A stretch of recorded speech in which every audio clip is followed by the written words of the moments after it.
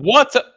What's up, everybody? Welcome to the Mets Pod presented by Tri-State Cadillac. This summer, step out of the office and into the iconic with Cadillac, where the Made to Move sales event provides all the inspiration needed to set your email status to away. Visit your Tri-State Cadillac showroom for the Made to Move sales event today. And here's your reminder, of course, to subscribe to our show at Apple Podcasts, Spotify. You can watch on SNY's YouTube channel or wherever you get your podcast. I'm Connor Rogers alongside Joe DeMayo in what has been not just a crazy 24 hours, but a crazy week for the New York Mets organization. Joe, I got to at least give you a hello before we get to a lot of our housekeeping right now. How you holding up? Was this just one of those days where you're hitting refresh on Twitter literally every 4 to 5 seconds at that point?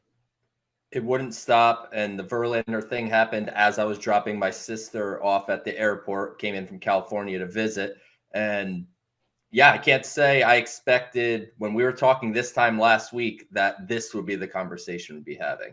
Yeah, it's insane. So we have a lot to get through today. We're going to break down every single trade. We are going to take questions live, of course. We have so much to do. And of course, with Joe being here, which is one of the many benefits of the Mets pod, we will talk about all of the different prospects that the Mets have added to their organization over the last week. But before we do, of course, a reminder, you can drop your questions here, wherever you're watching on any social platform.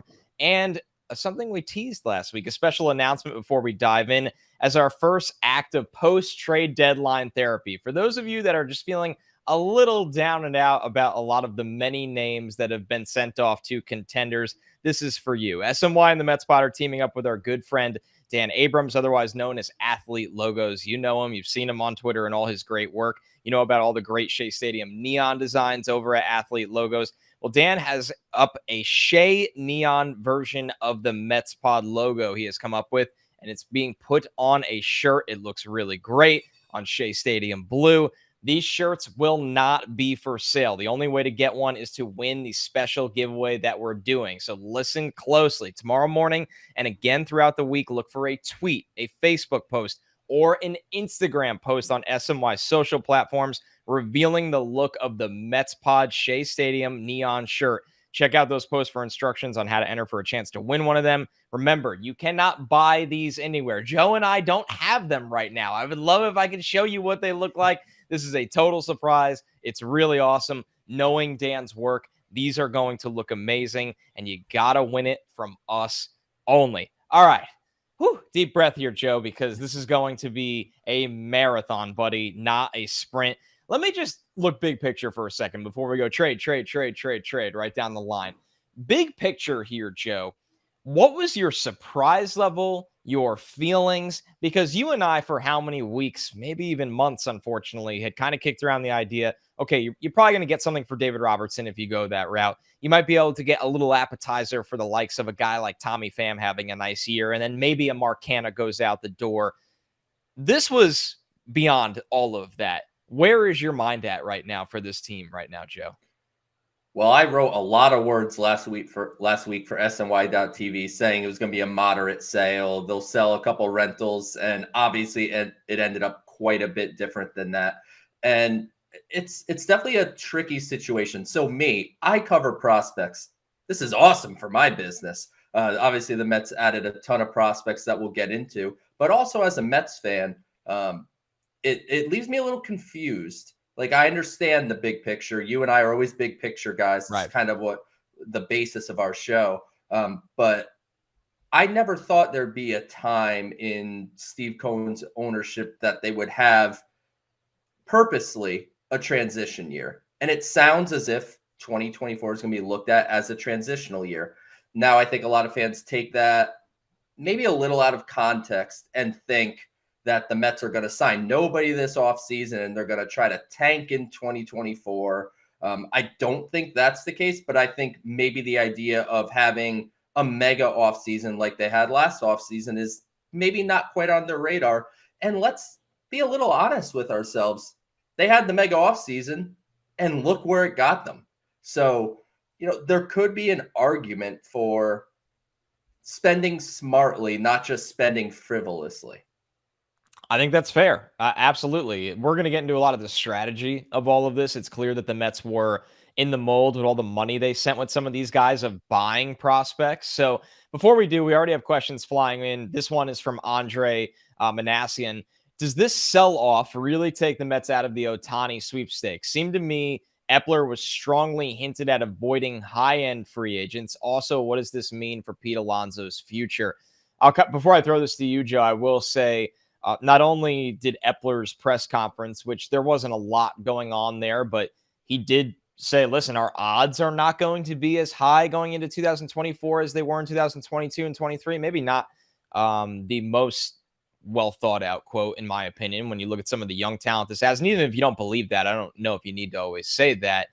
But Max Scherzer came out and went to Ken Rosenthal with an exclusive for The Athletic, where there was a jarring, as detailed of a quote as you'll ever see on free agency, that they won't target the upper echelon kind of guys this offseason. And that played into part of Max, waiving his no trade clause.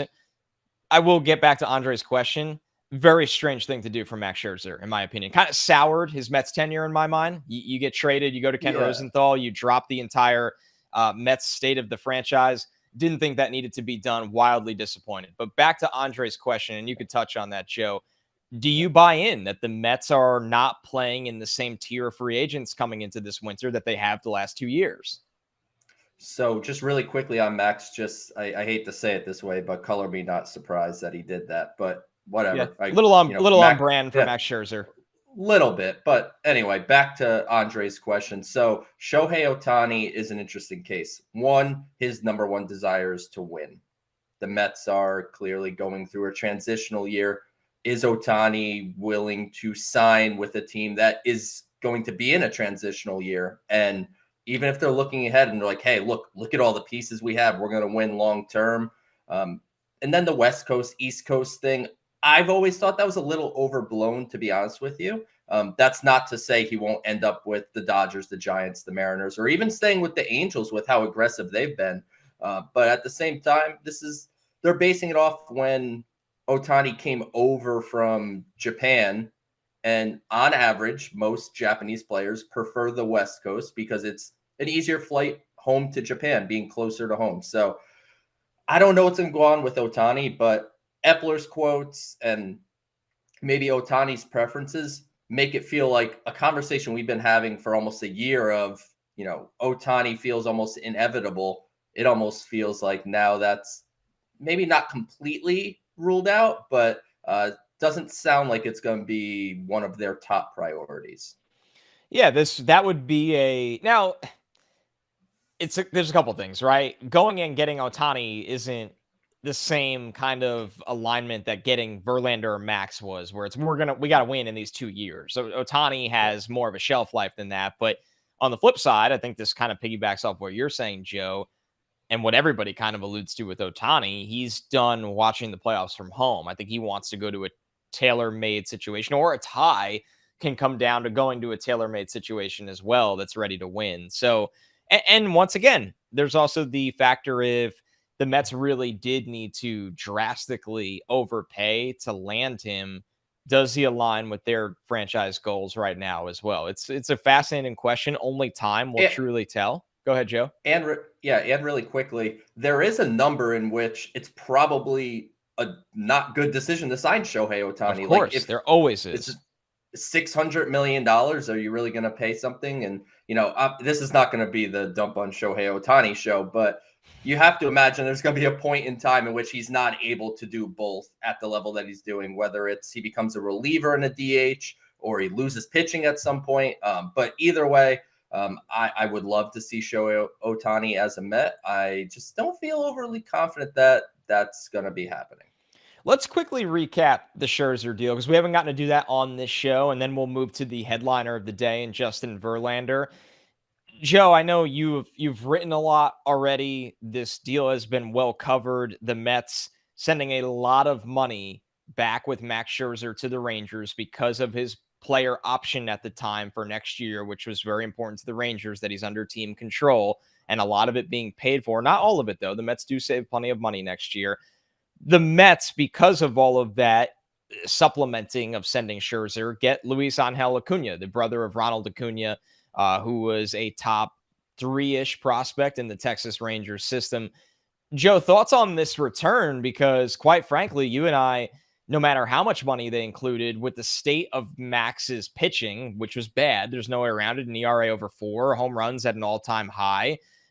He just had a lot of starts that were non-competitive. We were not expecting a prospect return in the top 5 to 10 of anyone's systems. So quite frankly, to be honest with you, I was pleasantly surprised by getting Acuna back in this deal.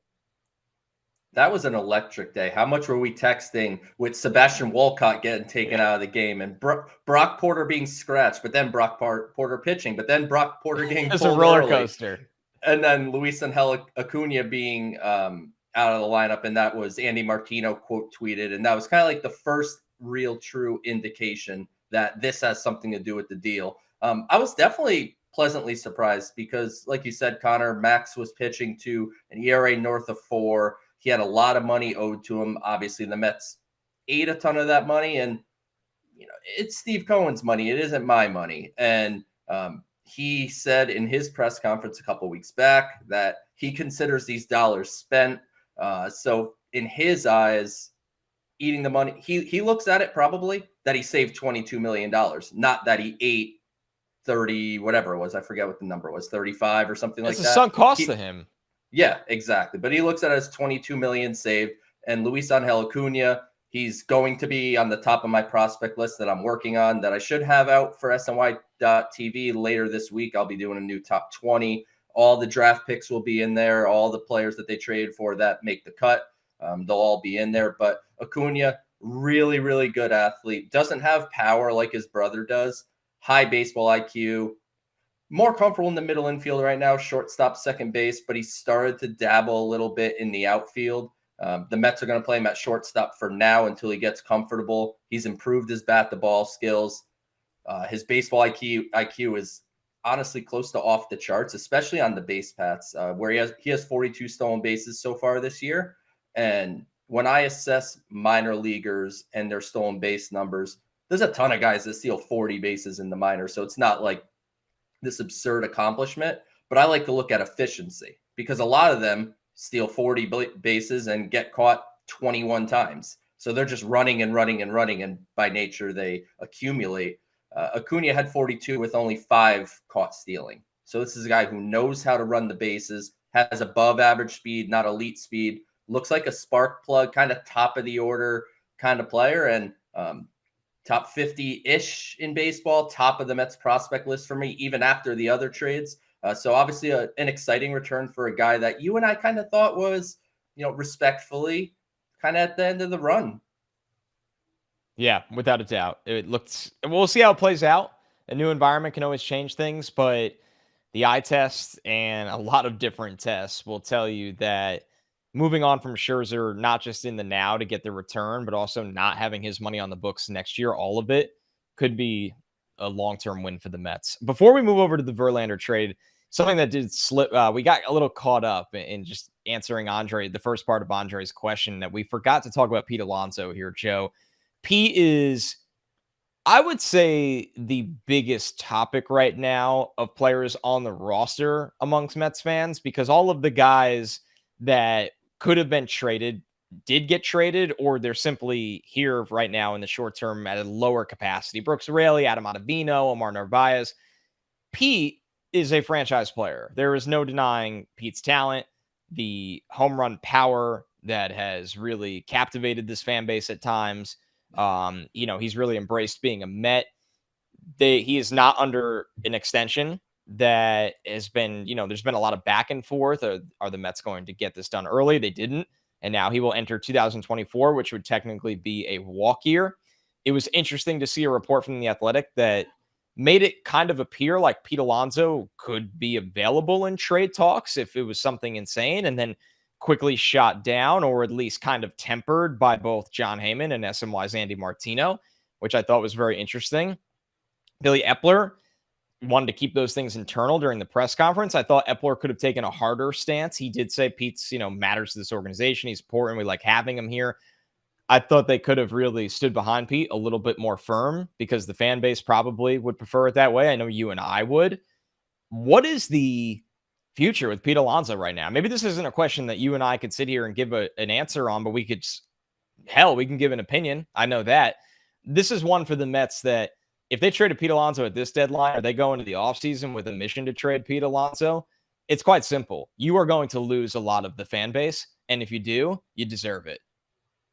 100%. And Billy Epler doesn't like to say a lot in press conferences, and that's probably for the best. But the one thing that I did pick up that he said was he did group Alonso with Lindor and Nimmo when talking about pieces on the team. So I personally believe the Mets see Alonso as a part of the core, but the message was anything basically is up for discussion. And there was a price placed on it, and the price on Pete Alonso was probably so astronomical that they probably didn't even receive any serious phone calls about it.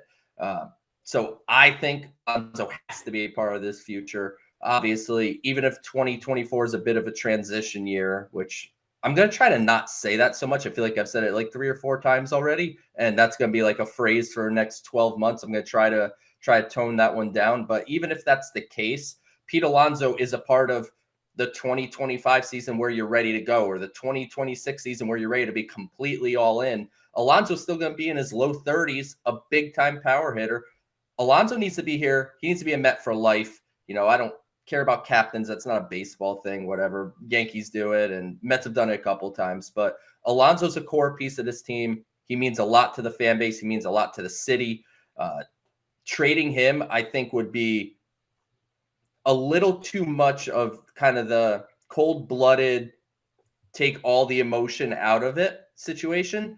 And you have to pick your spots where that's okay. Like Jacob deGrom, there was a lot of fan appreciation for, but I think there was a lot of fans knowing what Jacob deGrom was at that point in his career and willing to put the emotions to the side. I don't think they're going to be able to pull that off with Pete Alonso when he hits 40 home runs plus this year and hits 40 plus home runs again next year. He needs to be a Met for life.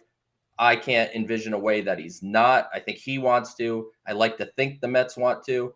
But if they trade Pete Alonso in the offseason, and I honestly, I don't want to say I don't care what the return is, but within reason, I don't care what the return is. You're going to lose a lot of fan base, and you're going to have a very angry Joe. Right. I mean, I think the question for me, Joe, would be if Pete Alonso is not the guy you extend, who is, right? Honestly, this is someone who you take away the COVID season where he played 57 of the 60 games. He played 161 as a rookie, 152 in 2021, and 160 in 2022. He's a no doubter 40 home run guy year after year. I mean, you're looking at 53 in the same years, 53, 37, 40. Seems like Pete will get to 40 this year. I look at this. He's improved at first base. He's a vocal leader for the team. He's a fan favorite. And guess what?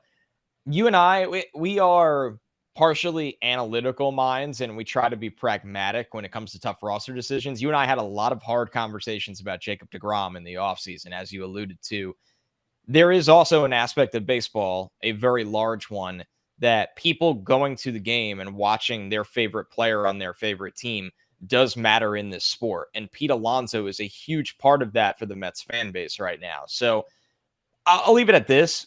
That's as far as we'll discuss it until it becomes a larger discussion. I guess we should trust the Mets to get the right thing done in the offseason with an extension. And it'll be interesting to hear from Pete's side what he's interested in as well. Let's get into the Verlander trade, because this was no doubt an absolute splash, a bomb of the day. Not only because Justin Verlander was traded from the Mets, their best pitcher right now, and a guy that signed a mammoth deal in the offseason and was the guy that was supposed to really try to get them over the hump this year, but also the fact that their return was really, really interesting. So, Joe, trading Verlander obviously signals not only this year is they're punting on this year, but it's the larger one that you look at 2024 and go, man, if they don't fill out a rotation, classic, we'll get back to it, bridge year, transition year, whatever you want to call it, that's what this could signal.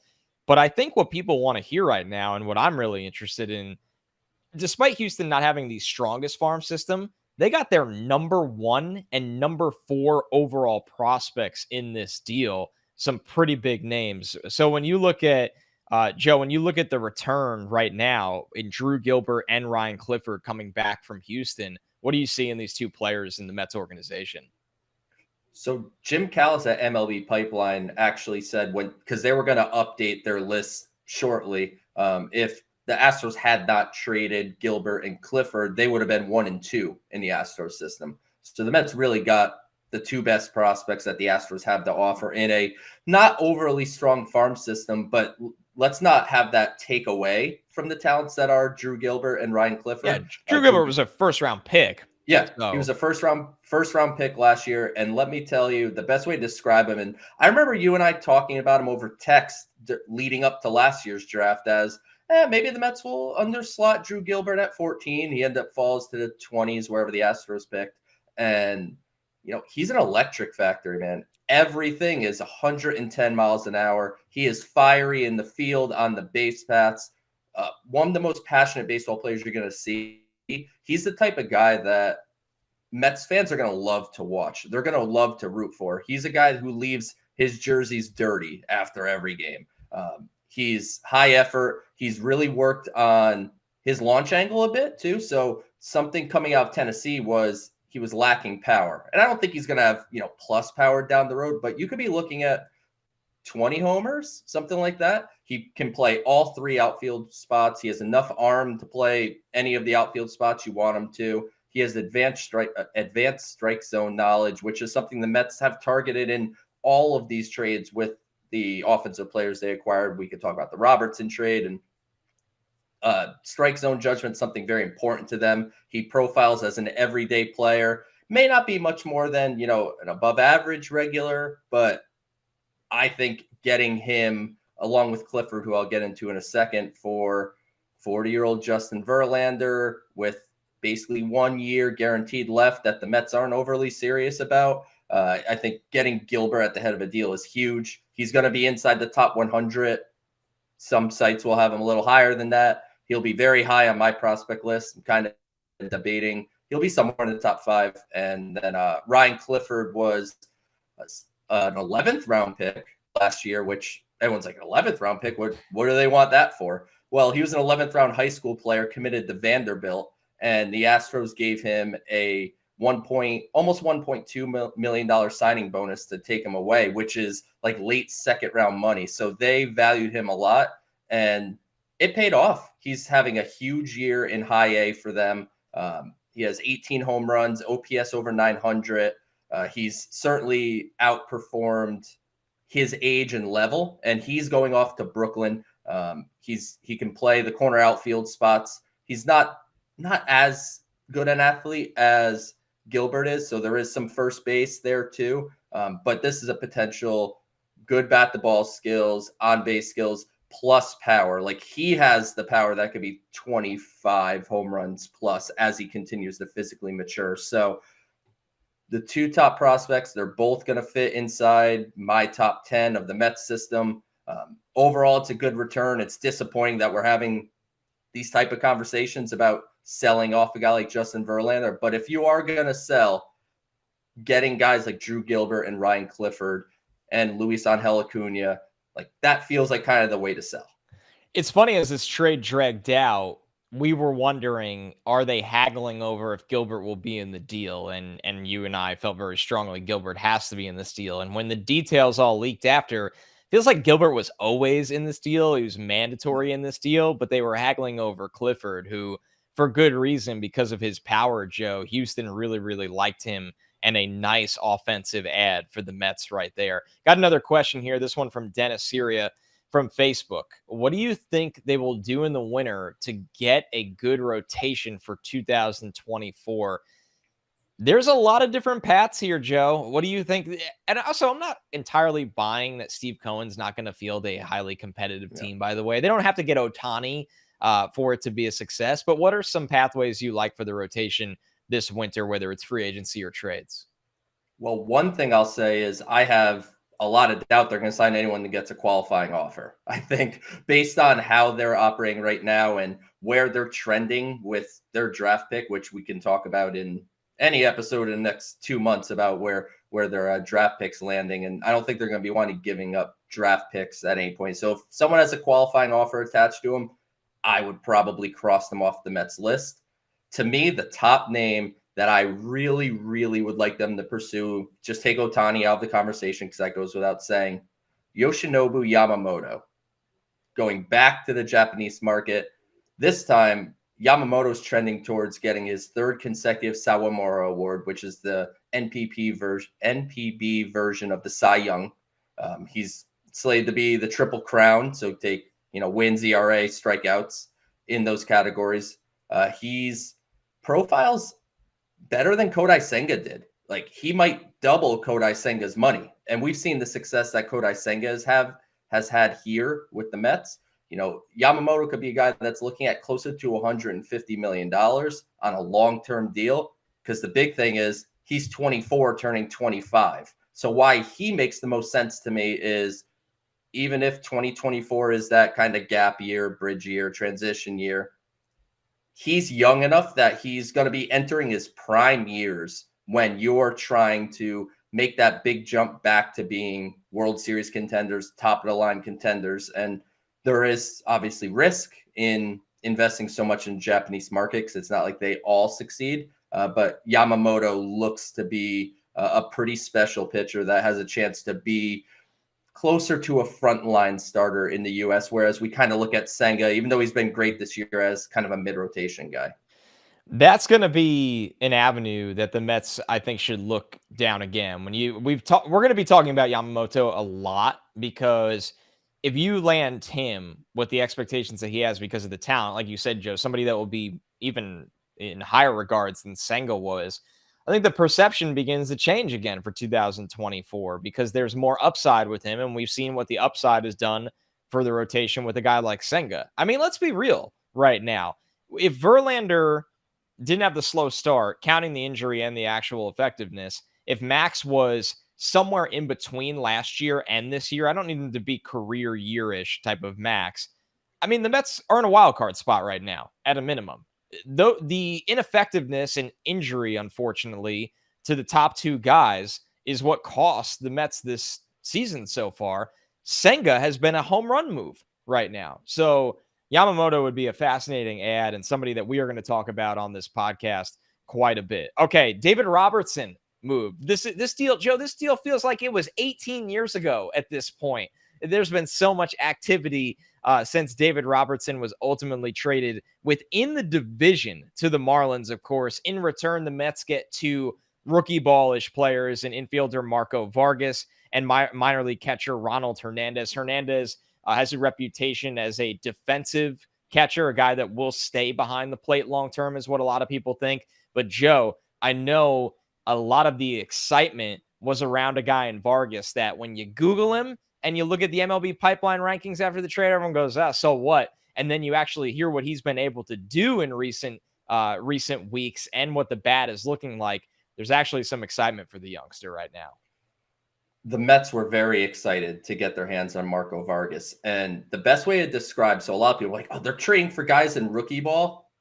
Well, it's the Florida Complex League where there's 6 teams in the division. Yeah, the Mets see a lot of these guys, by the way. They all play each other over and over and over again. So the Mets have had plenty of eyes on Marco Vargas and Ronald Hernandez. And unlike when you're scouting Luis Angel Acuna, for example, who's out in, I think he was Frisco is AA for the Rangers, so out in Texas. So you have to send a scout out to Texas to look at Acuna.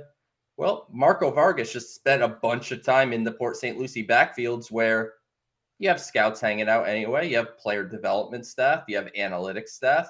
You have a bunch of people down there that are getting eyes on this guy on a regular basis. The metrics all check out. Bat to ball skills are plus. He has a borderline elite strike zone knowledge. Doesn't swing and miss. Doesn't chase. He's like 90th percentile, 89th percentile in those stats.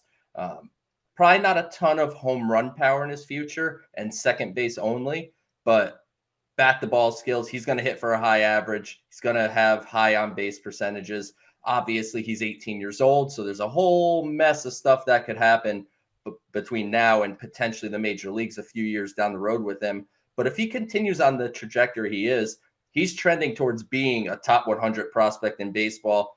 There are some people out there that say they think he's pretty much that now, but if we say a year from now and he does this again in single A, I think you'll surely be looking at a top 100 guy.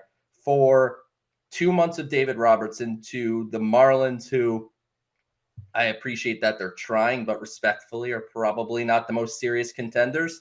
I talked to a couple people outside of the Mets organization, because obviously I talk to people in and out. But if you talk to anyone in, they're going to be very happy. But so you ask people outside the organization, and I was told, surprising, that Marco Vargas was made available for a rental reliever. So wide range of outcomes, long time until he potentially gets there. But Marco Vargas is going to land inside my top 10 prospects in the system when I do my update. And the Mets are very excited to bring him in. It's a numbers game. You're playing at that age. You are playing a little bit of lotto, but the more tickets you have, and like you said, trajectory, Joe, with what Vargas has shown in that league so far, there's a lot of promise on that lotto ticket. And like you said, it's 2 months of a rental reliever. Pretty good return. Okay, another one here from Jay Steyer from YouTube. When is it Ronnie Mauricio time, Joe? As we sit here and record, the Mets are fielding a lineup of DJ Stewart, Danny Mendick, Rafael Ortega. And a lot of people are saying, hey, if I'm going to watch this team, at least let me watch some young, exciting players. What's going on with Mauricio? I do think you'll see Ronnie Mauricio at some point, and I hope so, Joe. Yeah, we're doing this show live. So if you're listening to it on Wednesday on podcast, Ronnie Mauricio actually hit a double off of rehabbing Chris Sale tonight for AAA Syracuse in his first at bat. But I do think this could be a small thing. I could be completely off base talking about this. But if you recall, the Mariners got an extra draft pick this year because Julio Rodriguez was on their roster and was within a year of service time and won Rookie of the Year. So they got picked 29 or 30 or something like that for that. Well, there's a certain date where if you call up a prospect after that date, they'll be eligible for that potential reward next season if they go on and win Rookie of the Year. Call it around August 18th, August 19th.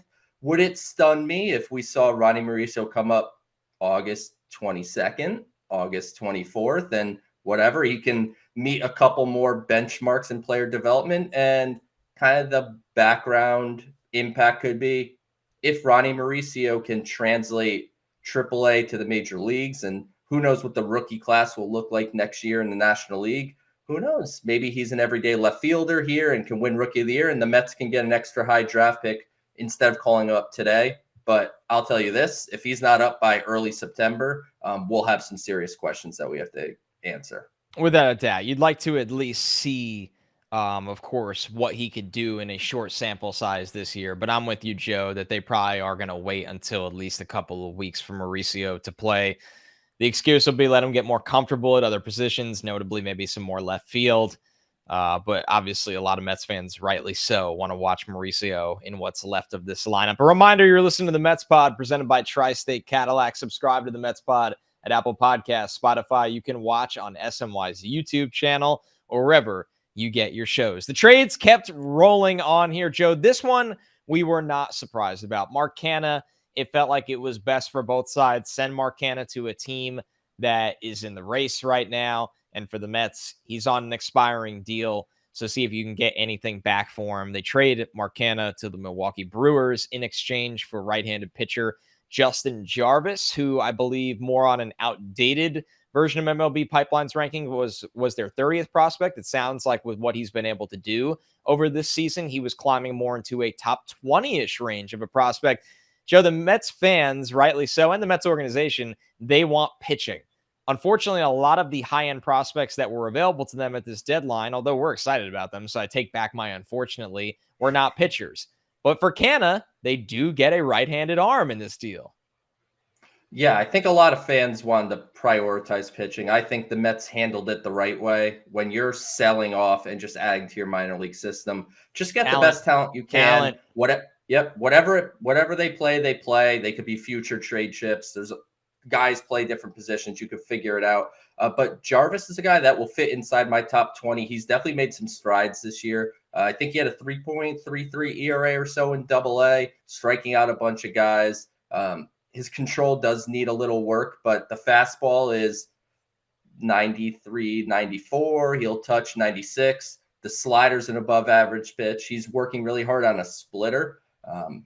And, he profiles as a back end type of starter, and there's nothing wrong with that. And even if he ends up a long reliever, you traded 2 months of a fourth outfielder for a potential big league starter that his stock seems to be on the up. And for all the conversation surrounding the Mets pitching prospects, Jarvis had a couple not so good performances in AAA in the Milwaukee system. Well, he's going to Syracuse for the Mets because Binghamton's rotation is full of prospects. Blade Tidwell got called up. Tyler Stewart's there. It's the place to Scott be. is there. Dom Hamill is there. Even Luis Moreno on a lower level, someone probably would be closer to like top 30-ish in the system. So the Binghamton rotation had so many guys that Jarvis is going to AAA for the Mets. So the Mets do have upper minors pitching. It's just not the elite top 100 type prospects. And, we'll see what Jarvis can become. And you put him in the new Mets player development system, get him with this staff.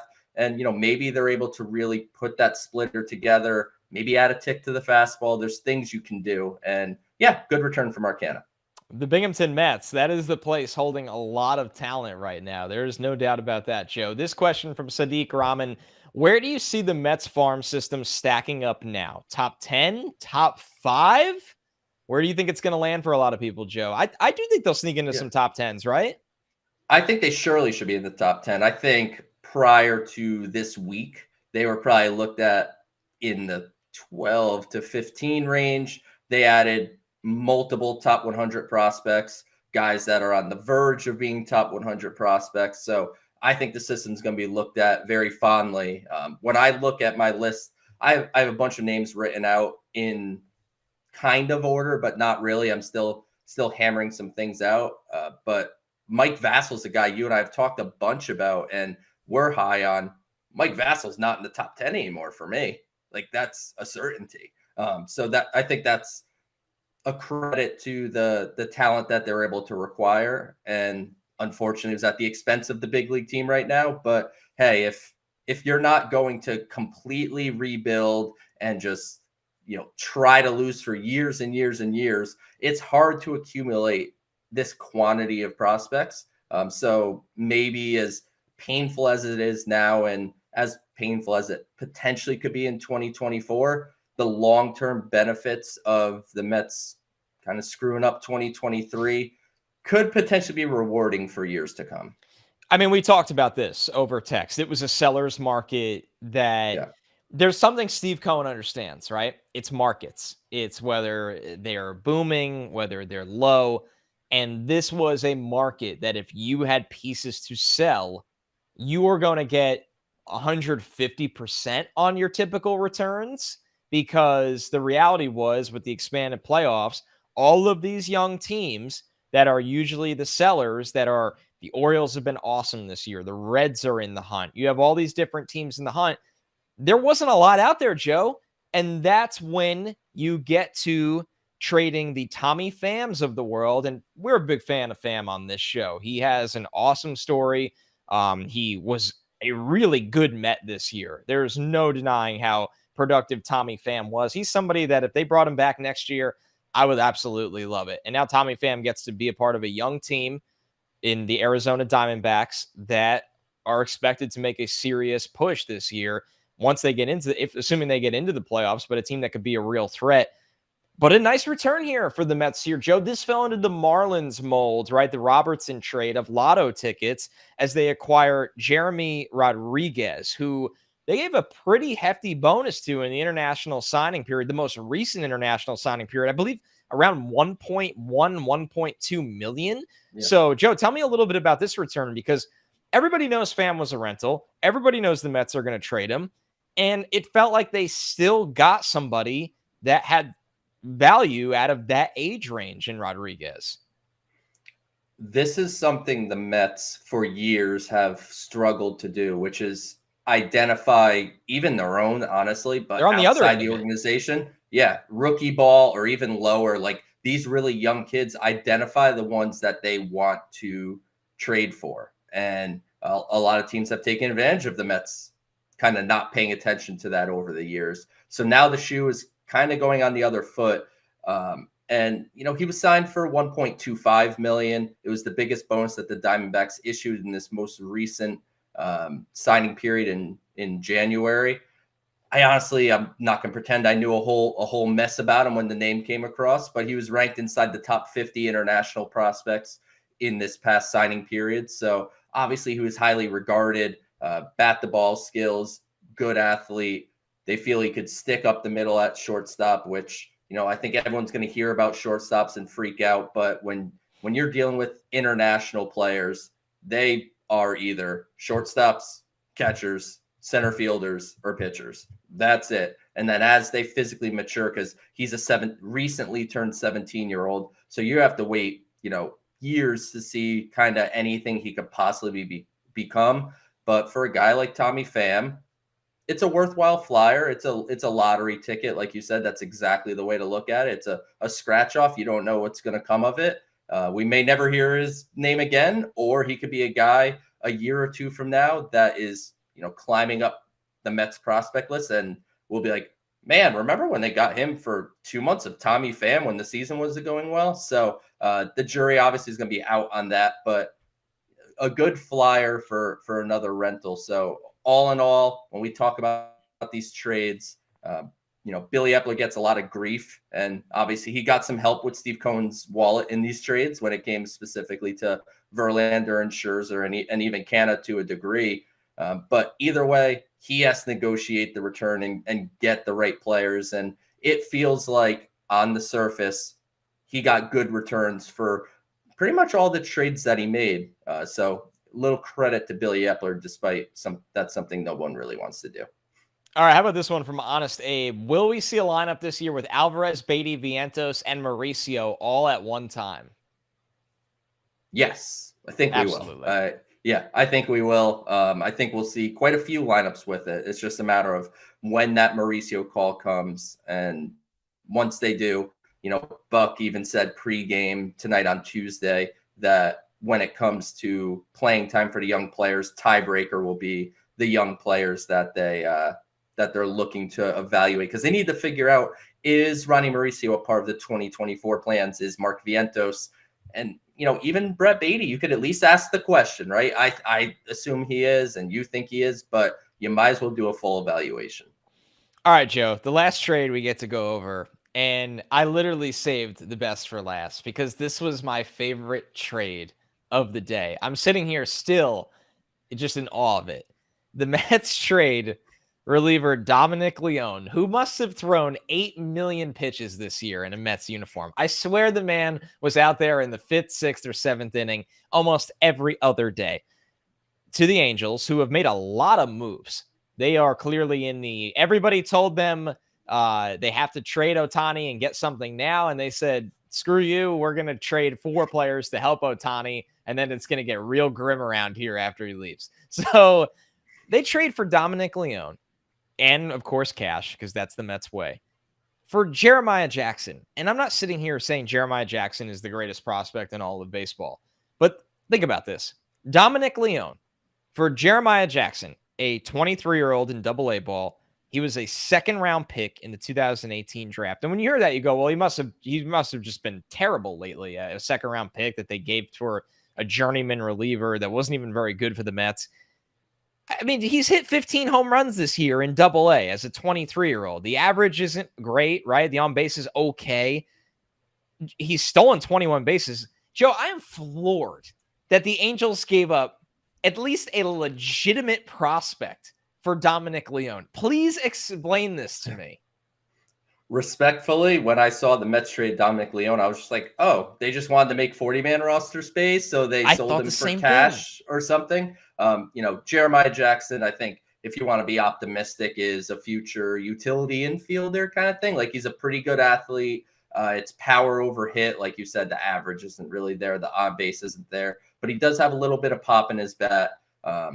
So, I mean, they got something for a guy that if the Mets designated Leon for assignment tomorrow and he was still here, I don't think any of us would have necessarily bat an eye. So I'm not going to go crazy over Jeremiah Jackson, but it's another upper minors potential depth option that he'll report to AA Binghamton along with Drew Gilbert. I forgot to mention earlier, that's where he's going to be assigned, but he'll go to AA Binghamton and hang out with Luis Angel Acuna and Drew Gilbert, and we'll see if anything could come of him. But getting something for Dominic Leone is a win, I would say. Some would say it's the best thing Billy Epler has done in his Mets tenure. Now, I'm not saying who, but some would say that. Oh, man. All right. Before we get out of here, let's do a very quick recap of the scoreboard predictions from last week. We are not going to do one this week because, I mean, the Mets lineup is changing by the minute at this point. I thought it would be really funny if we actually did things like how many games will Rafael Ortega start? But we, as producer Jeff said, we have all of August for all of that fun as we do. So the trade deadline themed edition of the scoreboard. Do the Mets trade all three of Mark Hanna, Tommy Pham, David Robertson? Joe, you said yes. I said yes. We both get a point. Phenomenal work by us. If the Mets trade David Robertson, do they get a top 10 prospect from someone's system? Joe, you said yes. I said no. We were both wrong and we were both right. This question is wiped away because he was in the top 10 of some list and not in the top 10 of other lists. So Joe, he's in the top. He's the top 10 of the Mets list right now. Yeah, you make the list. It doesn't count. So, do the Mets trade Brooks Raley? We both said no. We both got that one. When down to the final hour of the trade deadline, it sounded like Brooks Raley was being involved in multiple different trade scenarios with contenders. I for one, am pretty happy the Mets kept Brooks Raley. Him being a bridge to Edwin Diaz next year. I think the Mets are going to field a competitive team next year, despite the world and Max Scherzer's loud mouth saying they won't. Do the Mets trade Justin Verlander? We both said no. They did. Bit of a shock there. Do the Mets trade Max Scherzer? We both said no because we thought it couldn't be done. They did. Good job to the Mets. Subway Series wins predictions. Joe, you said 1. I said 2. Good job, Joe. You get the point. Our last one, Francisco Alvarez home runs in the Subway Series. We set the number at 1. We both pushed with 1. He didn't hit any. No points awarded. Joe, you win the week 3-2. On the season, we are tied 14-14 right now. If you told me the scoreboard would be tied in August, we finally have a pennant race for the Mets, something Mets themed. It's the scoreboard predictions. All right. One more heads up. Check SNY social channels tomorrow morning for all the details on the Mets pod and athlete logo Shea Stadium neon shirt giveaway. Joe, give me some closing thoughts before we get out of here. I know everybody wants the full thing right now because this is a organizational change of direction in 24 hours. I think it happens so fast. A lot of Mets fans don't really know how to digest it. And my thing is you don't have to right now. We're going to see where this thing goes. These prospects, there could be none of them hit. These prospects could alter the entire sustainable success route of the Mets starting in 2025, we'll say. That's how powerful this deadline could have been. It's now up to what they do in the short term. And by the short term, meaning the players that are here for the long term, Francisco Lindor, Brandon Nimmo, Pete Alonso, Kodai Senga, a guy like Brooks Raley, who's, yes, maybe short term, but we think he'll be here next year. How do those guys finish this year and carry that into next year? What does this team do in free agency and the trade market to field a competitive team in 2024? You're a New York baseball team. In 2024, with the expanded playoffs, to me, there's no such thing as a bridge or a transition year. You go into the team with plans to compete, and that probably starts with a change at the manager spot and maybe a change of, I don't want to say philosophy, but how the GM operates as a whole. I think Billy Epler, I defend Billy Epler in some ways that it hasn't all been bad. He's done some good things, but I also think there's been a lot of shortcomings of this Mets tenure as well. So, Joe, give me your closing thoughts as we spend quite a few months ahead of us kind of unpacking this entire thing. If you really think about the trades that occurred, the only one that actually, in my opinion, has a chance to have negative ramifications on 2024 is Justin Verlander. I'm with you. They trade rentals. They trade Max Scherzer, who, let's be honest, if you're being truthful and you're being a Mets fan, you didn't really want Max Scherzer on the team right now. So I don't think you want him on the team probably next year.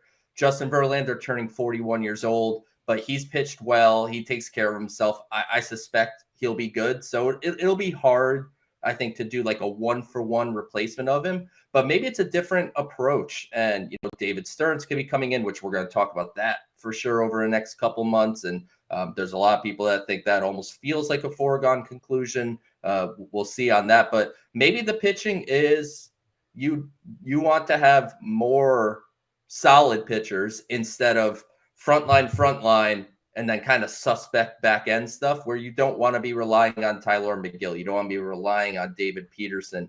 Maybe it's a quantity approach at the rotation spot, but obviously a disappointing day for Mets fans in one way, that this team was the biggest payroll in baseball history.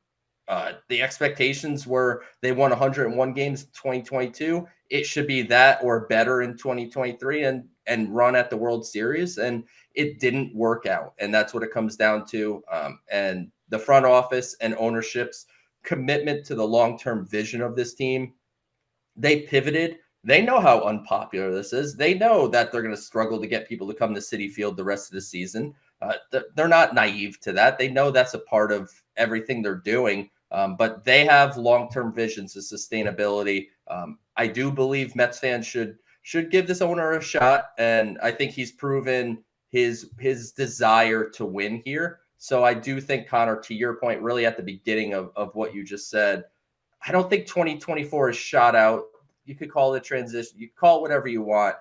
All that means to me is they're not going to spend record high payroll again and set these expectations where, preseason, we're going to be doing our prediction. We're going to say the Mets are going to win 100 games and they're going to be great. Like, there's no reason why they can't build the team reasonably, spend plenty of money, and end up with projections of 88 wins, 89 wins. And, to me, that's kind of what the 2022 Mets were looked at. They were looked at as a 90 win, maybe a tick above, and they exceeded expectations. So maybe you trim back the expectations a bit, and maybe that loosens some guys up and they're able to perform over what's expected. And there's no reason, I think, to rule out 2024 at this time. You got to give them the offseason to see how they can put that team together.